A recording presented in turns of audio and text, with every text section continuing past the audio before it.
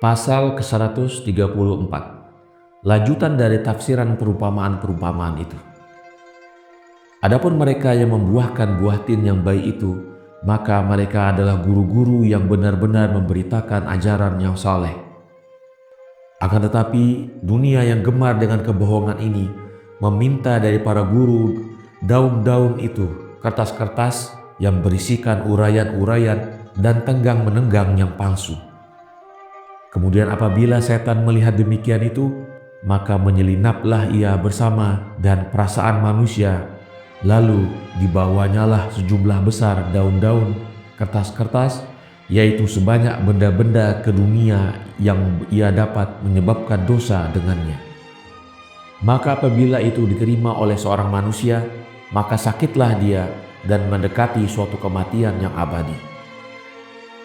Adapun salah seorang penduduk yang mempunyai air, kemudian ia memberikan airnya kepada orang lain untuk mencuci kotoran mereka, sedang ia membiarkan pakaiannya sendiri berbau busuk, maka orang itu adalah guru yang mengajar orang lain untuk tobat, tetapi dia sendiri sedang berkubang dalam dosa. Alangkah celakanya manusia itu, karena lidahnya menggariskan di angkasa hukuman-hukuman yang layak bagi dirinya, bukan untuk malaikat. Andai kata ada seorang manusia mempunyai lidah sebesar gajah, sedang badannya kerdil seekor semut, tidakkah itu menjadi suatu keganjilan alam? Ya tentu. Maka sungguh kukatakan kepadamu, bahwa seorang yang memberitakan orang lain tentang tobat, sedang dia sendiri tidak tobat dari dosanya, maka ia lebih ganjil lagi dari itu. Adapun kedua orang penjual apel itu, maka salah satu daripadanya adalah seorang yang memberitakan tentang kecintaan kepada Allah. Dan karena itu, dia tidak berlaku pura-pura kepada siapapun juga, tetapi ia terus memberitakan kebenaran dengan cukup mencari penghidupan seorang papa saja. Demi Allah yang aku berdiri di hadiratnya, bahwa dunia ini tiada akan menerima orang-orang seperti itu, bahkan pasti akan menghinanya. Akan tetapi seorang yang menjual beratnya kulit itu dengan emas, sedang apelnya diberikan cuma-cuma, maka dia itu adalah orang yang memberitakan kegembiraan untuk menyenangkan para manusia. Dan begitulah apabila penghuni dunia berpura-pura, maka mereka akan merusak jiwa yang mengikuti pura-puranya itu. Oh, betapa dan berapa banyak orang yang telah binasa karena sebab itu. Di saat itu yang menulis ini menanyakan, bagaimanakah kewajiban seorang untuk mendengarkan firman Allah, dan bagaimanakah seorang dapat mengenal manusia yang memberitakan untuk kecintaan pada Allah? Yesus menjawab, bahwa ia harus mendengar kepada si pemberita itu apabila ia memberitakan dengan ajaran yang baik, seakan-akan yang berbicara itu Allah, akan tetapi dia berfirman dengan mulutnya orang itu. Akan tetapi seorang yang meninggalkan teguran terhadap perbuatan-perbuatan dosa dan bersikap pura-pura kepada para pemuka, menenggang perasaan orang-orang tertentu, maka orang itu harus dijauhi seperti seekor ular yang menakutkan. Ia sesungguhnya meracuni hati manusia. Sudahkah kamu paham? Sungguh kukatakan kepadamu, bahwa sebagaimana seorang yang terkena luka itu tidak memerlukan kain-kain yang indah untuk membalut luka-lukanya, tetapi yang pasti ia membutuhkan obat yang baik. Begitu pula orang yang berdosa itu, ia tidak memerlukan kata-kata indah, tetapi ia perlu mendapat teguran-teguran baik agar ia berhenti mengerjakan dosa itu. Pasal ke-135. Keterangan mengenai siksa neraka. Dosa itu 7 macam hal: seorang penyombong, pendeki yang meradang kemarahan, peloba, mengikut syahwat, pemalas, sirakus, pemarah. Maka di saat itu Petrus menanyakan, "Ya Guru, terangkanlah kepada kami bagaimanakah golongan yang celaka itu disiksa, dan berapa lama mereka tinggal di neraka agar manusia ini melarikan diri dari segala dosa?" Yesus menjawab, "Ya Petrus, sungguh engkau telah menanyakan tentang sesuatu yang besar. Begitu juga aku insya Allah akan menjawabmu. Ketahuilah bahwa neraka itu adalah satu, tetapi bagiannya ada 7 lapisan, yang satu di bawah yang lain. Maka sebagaimana dosa itu dikala diciptakan oleh setan itu bermacam 7, serupa dengan 7 pintu neraka, begitu pula siksaan itu ada 7 macam.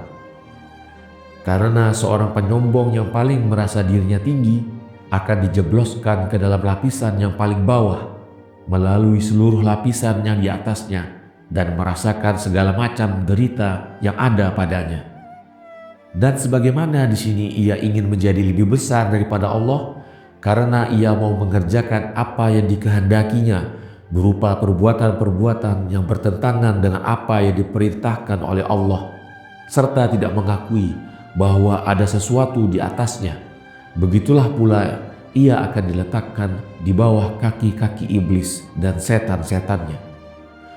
Maka diinjak-injaklah dia sebagaimana buah anggur yang diinjak-injak di waktu pembuatan arak, dan ia akan menjadi tertawaan dan ejekan setan-setan.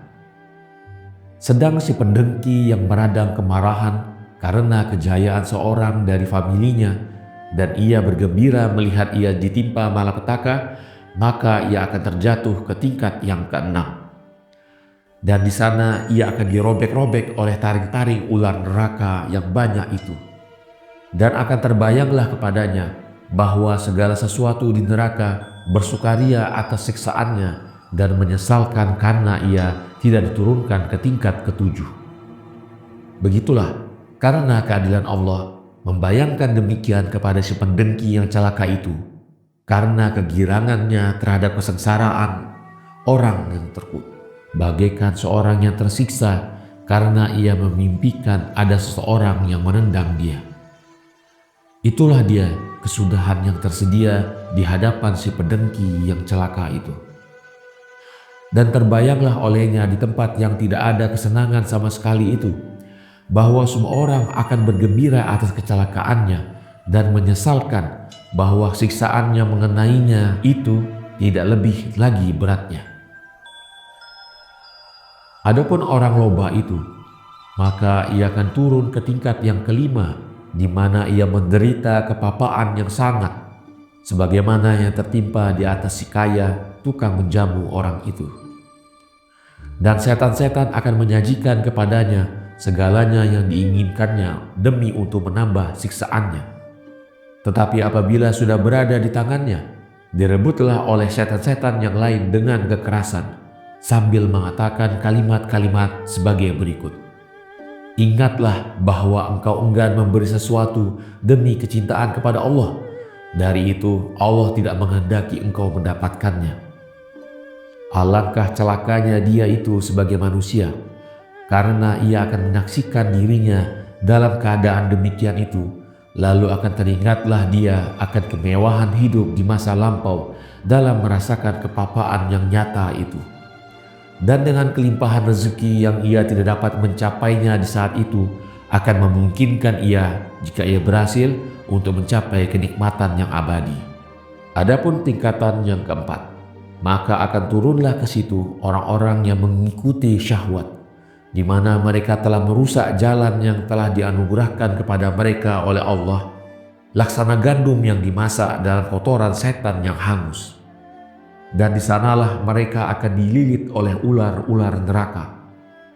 Adapun mereka yang telah berzina dengan perempuan-perempuan jalan, maka semua perbuatan-perbuatan najis itu akan menghasilkan menjadi persetubuhan dengan jin-jin neraka perempuan yang pada hakikatnya mereka itu adalah setan-setan dengan rupa perempuan.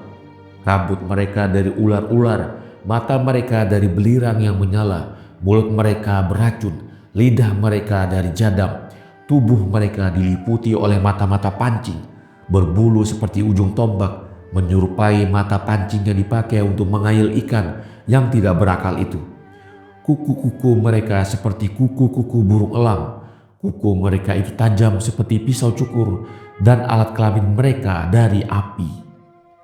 Maka dengan mereka itulah kaum pengikut syahwat itu akan bercumbu-cumbuan di atas bara yang merupakan kasur bagi mereka. Kemudian akan turunlah ke tingkat ketiga si pemalas yang sekarang tidak mau bekerja. dan di situ akan dibangun kota-kota dan bangunan-bangunan yang besar. Tetapi sebelum ia selesai, bangunan itu sudah roboh seketika, karena tiada sebuah batu yang terletak di tempatnya. Maka batu-batu besar itu akan diletakkan di atas bahu si pemalas yang kedua tangannya tidak pernah terlepas, sehingga ia dapat mendinginkan badannya sambil berjalan dan meringankan beban itu.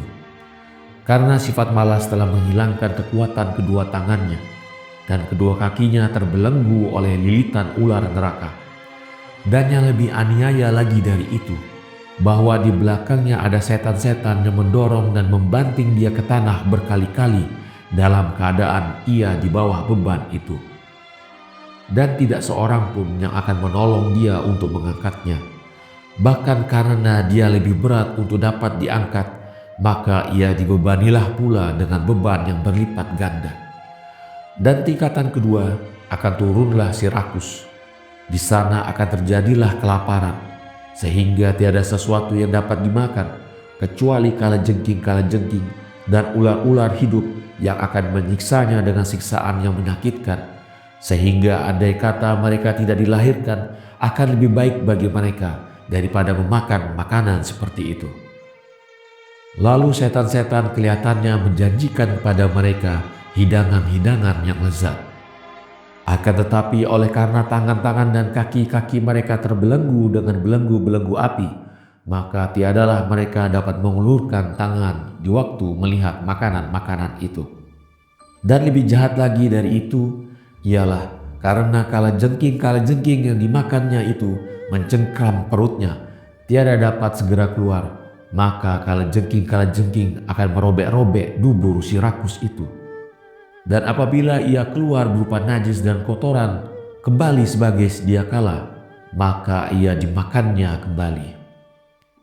Lalu si pemarah itu akan diturunkan ke tingkat pertama, di mana ia akan dihina oleh semua setan beserta kaum terkutuk yang lebih rendah tempatnya daripadanya.